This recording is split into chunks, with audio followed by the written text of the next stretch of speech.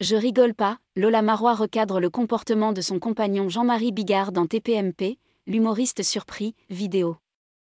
Présente hier soir sur le plateau de Touche pas à mon poste pour revenir sur le final de Plus belle la vie, Lola Marois n'a pas hésité à recadrer son mari Jean-Marie Bigard en plein direct. Hier soir, Lola Marois, Fabienne Cara et Avi Marciano sont revenus dans Touche pas à mon poste sur le dernier prime événement de Plus belle la vie diffusé le vendredi 18 novembre.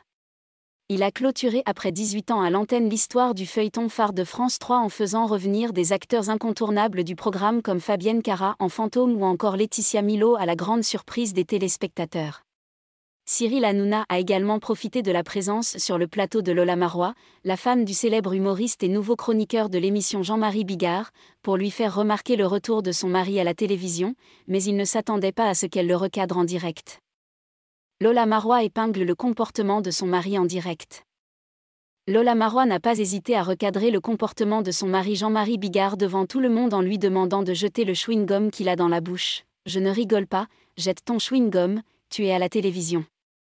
La demande de l'actrice a beaucoup amusé les chroniqueurs et le public qui ne s'attendaient pas à ce que l'humoriste colle le fameux chewing-gum sous la table pour lui faire plaisir. Selon Lola Marois, Cyril Hanouna ne devrait pas laisser son mari faire tout ce qu'il veut. « Cyril, il faut que tu lui dises ce genre de choses.